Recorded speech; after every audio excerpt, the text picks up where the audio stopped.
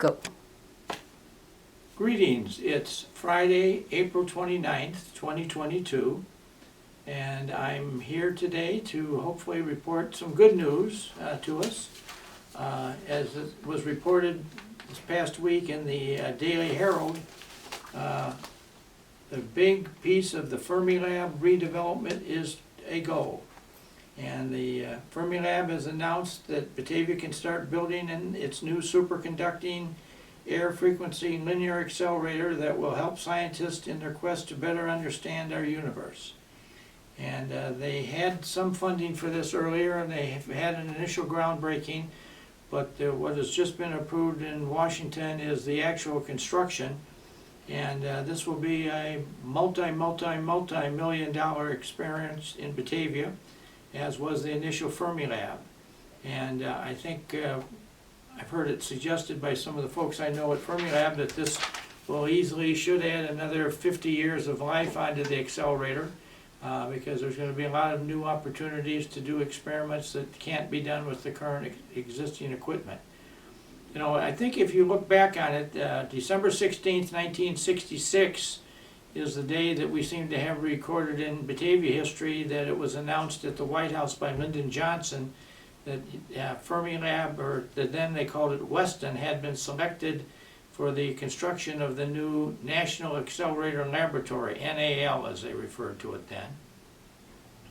And I guess I asked myself, sitting here now some, 60 years later, what would Batavia be like today had Fermilab not arrived on that time? I would suggest that 6,800 acres out there that today makes up the Fermilab campus would be a much different place, and that the urbanization of that area would have been very significant, and we would have had solid urbanized activity from Kirk Road all the way over into Warrenville and from Naperville up to Geneva. And you can imagine the amount of traffic, cars, people, all the different things that growth and new populations bring to you. We would have had that crammed and jammed in there. And needless to say, I think our town would have had a lot of differences now had that occurred. But I'm thinking that because Fermilab was there and that 6,800 acres has been carefully utilized, and a lot of it still remains very undeveloped, that this really was a very good use for that property and brought some very nice people to our town. And we've never had any major catastrophes with Fermilab, and it's been run very, very strongly by a good leadership team. And so we won out on that one, in my opinion. Fermilab was one of the better things that ever happened to Batavia, and December 16th, 1966 should be remembered in future history books as something that was a very memorable day in the history of the city of Batavia. So I'm very pleased to be able to tell you that the new second generation accelerator is now ready and should be going under construction, and you'll see a lot of activity. It's been suggested that it may take 6-7 years to get it totally built, but that'll put it ahead a few years, but there'll be a lot of activity for construction workers and some of our businesses in downtown Batavia, which tell me they already benefit very strongly from Fermilab, specifically the restaurant industry, probably will be strengthened, and we may see yet a few more places for people to eat in Batavia. So I just wanted to bring forth as my first item of business today what I think is good news. And it's a very historic moment in Batavia, and one that hopefully future generations will look back on as a moment of great progress occurred within our community. Okay, we'll get done with that one. And the next thing I'd like to do is that we have a group of folks that are calling themselves Engaging Batavia Volunteers. And I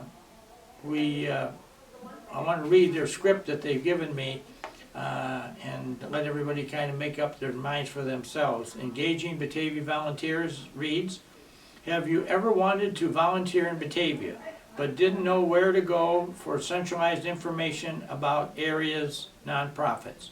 Well, an ambitious group of Batavia volunteers working with Encore Batavia during the COVID created 2 solutions. The team of Jan Wright, Deb McGrath, Laura O'Brien, Lucy Thielen-Atek, and Britta McKenna did the work and wrote a grant to the Rotary Club of Batavia to fund the production of a physical product and also develop a free online resource for all Batavians to use. Engage with Your Community cards are a printed set of cards housed in a decorative box, ready and waiting for your use. And they've dropped off to me the box with the cards that are in them, and they're in here in a series of cards that give all kinds of information about volunteering in Batavia.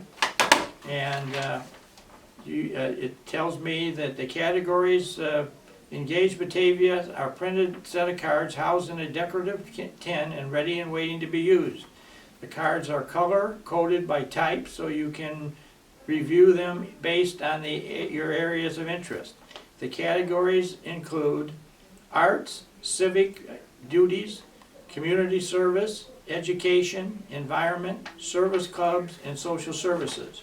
You'll find these Engage Batavia volunteer cards at the following locations: Limestone Coffee and Tea, the Batavia Public Library, and the Batavia Park District, at the Civic Center and at the East Side Center.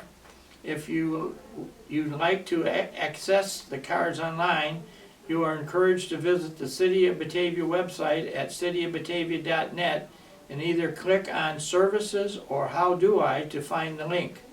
The Chamber of Commerce also hosts the Engage site online at bataviachamber.org/volunteer. If you are a new resident to Batavia, you may have received a postcard provided by a project partner, Welcome Home Batavia, inviting you to get involved. And that postcard should be coming if you're a newly arrived resident. As a reminder, if you use the physical cards at one of the partner sites, please take only a photo or note and leave the cards behind for the next person looking to volunteer. This Engage Batavia Volunteer Project is another shining example of Batavia volunteers in action working to better our community. And I just want to say what they're doing here is really a phenomenal opportunity to help people better understand their community. And if you pick up the box and read through it, there's tons of information about how to do and what groups are out there and how to access them and what maybe they're looking for. And I will tell you that I think it's now recognized that one of the true strengths of our town is all this volunteer effort that nobody's being paid for, that gets all these people together and comes out and does wondrous things. And just a few things popped to my mind is certainly the food pantry and the clothes closet are two very strong volunteer efforts in Batavia that really help a number of people. Certainly also the activities like the 4th of July fireworks, which has been this will be the 71st year it's been fired. There was a year 2 years ago that we couldn't fire, so the show's been around for 72 years, but we've only had 71 shows. The beautiful part about that is that the fireworks show has been fired all those years and we've never spent any property tax dollars on buying fireworks. The money for those fireworks has always been donated by Batavia residents and businesses. And I think that speaks wonders for what Batavia is all about. And we have, another great program at Christmas time called the Batavia Access Toy Program for families with children in need of toys. And so we do a lot of stuff that other towns don't do. And more interestingly, as the mayor, I've received several calls rather recently for other mayors in the immediate region asking about what Batavia's, how we're doing it, what we're doing, where did we get this program. I was recently visited by the new mayor of Algonquin, came down and spent an afternoon with me walking around downtown and over at the boardwalk shops and asking a lot of questions. This past week I've gotten 2 calls from the newly elected mayor in Evanston, Illinois, Mayor Biss, and he had a lot of questions about Batavia and how we have done different things. So a lot of people are looking at us with great appreciation and interest. And so we as a community have a lot to be proud of, that we've got such a strong cadre of volunteers in our community who are here to help do whatever they want, we think we should do. A couple real quick announcements is just a reminder, on Friday and Saturday, May 6th and 7th, will be the annual 4th of July citywide garage sale. And all the money that's paid to have yourself advertised as having a garage sale in a brochure that will be freely distributed throughout the town, it will go toward, the money that's raised will go toward helping to buy the fireworks that we will fire on the 4th of July. And we've got, I'm sure, well over 100 resident houses are now registered for it. So there should be plenty of places for visitors, both in-town residents and out-of-town residents, to come and shop the garages of Batavia, and I'm sure you'll find many interesting opportunities of things to purchase. The other thing I'd like to remind everybody is that today is National Arbor Day, and I just came from helping to witness the planting of a new tree down on South Shumway Avenue, down by the water treatment plant, and the Public Works came down and dug the hole and planted the tree, and so we've got another new tree added to the Batavia inventory. But thanks to the Batavia Tree Commission and certainly Frank Sopp, our city arborist, he and his family have literally planted thousands of trees during their many years of work in Batavia, and so we are now one of the better treed communities again in the region because of all this long-time commitment from a lot of very well-known Batavians who joined in on the efforts to form a tree commission and do all kinds of good stuff to encourage people to plant the trees. So I guess I'm going to wrap this up. I will tell you that in the community the last week or so I've had a lot of comments about the weather, specifically why it's like winter doesn't seem to want to leave, and you know, it maybe warm up for a day and then it's back down into the 40s and the 30s. As a result of that, a number of people I've talked to tell me that they think they may have either gotten a touch of the flu, they're coughing, they're sneezing, or they've got chills.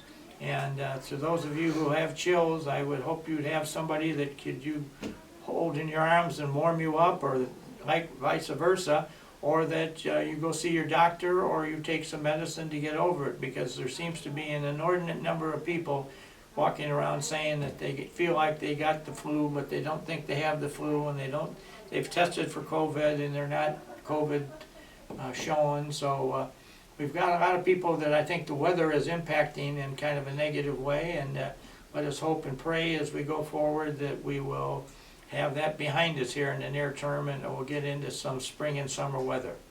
So on that good note, I will say goodbye and wish you well, and I will look forward to talking to you all again next week.